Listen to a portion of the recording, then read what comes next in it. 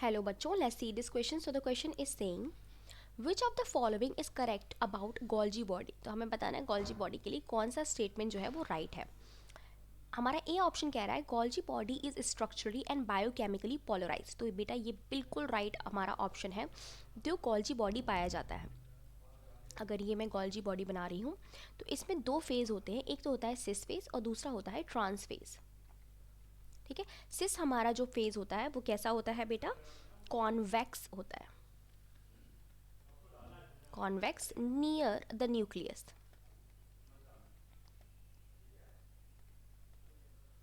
Near the nucleus. Trans face जो होता है हमारा ये होता है कॉन्केव और ये डिस्टल होता है. डिस्टल टू द न्यूक्लियस, दूर पाया जाता है. ठीक है, यानी कि अगर ये मेरे पास न्यूक्लियस है,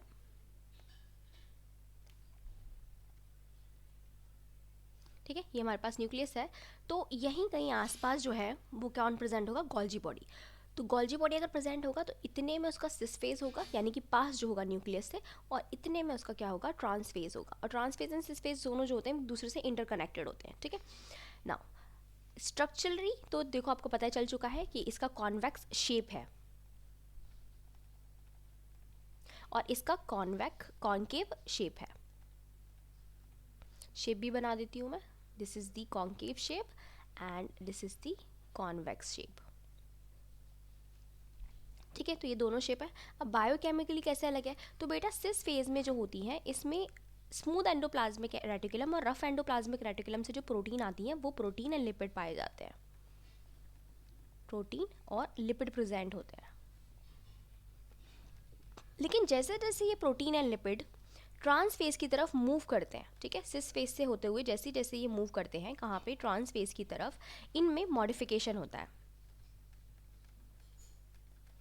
मॉडिफिकेशन होता है यानी कि इनका होता है ग्लाइकोसाइडेशन एंड ग्लाइकोसिलेशन. प्रोटीन का ग्लाइकोसिलेशन एंड लिपिड का ग्लाइकोसाइडेशन. ठीक है, और उसके बाद ये प्रोटीन ट्रांस फेज तक आते आते बन जाते हैं glycoprotein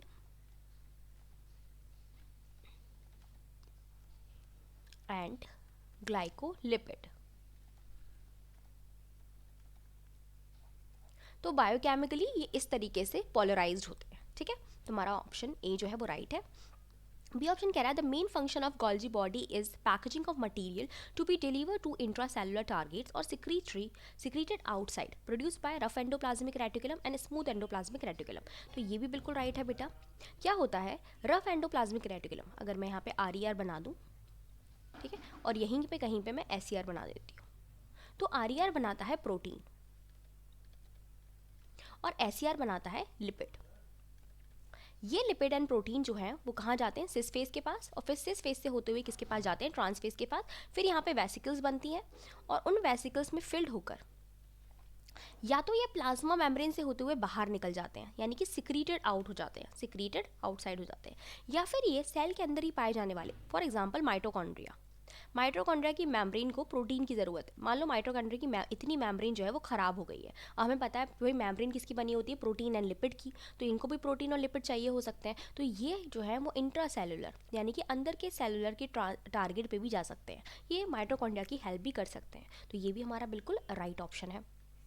C is saying the products that travel through Golgi body are usually modified as they move from one cisterni to another cisterni. तो ये मैं पहले एक्सप्लेन कर चुकी हूँ बेटा. जब ये सिस फेज वाली सिस्टर्नी से ट्रांस फेज वाली सिस्टर्नी की तरफ जाते हैं तो ये जो प्रोडक्ट है प्रोटीन एंड लिपिड ये मॉडिफाइड हो जाते हैं. ठीक है, इनका क्या हो जाता है? ग्लाइकोसिडेशन एंड ग्लाइकोसाइलेशन हो जाता है. तो ये भी हमारा बिल्कुल राइट ऑप्शन है. तो हमारे लिए तीनों राइट हो गए. तो हमारा राइट आंसर क्या हो जाएगा? D, which is all. जितने भी Golgi बॉडी के बारे में स्टेटमेंट दे रखे हैं वो सारे के सारे करेक्ट है.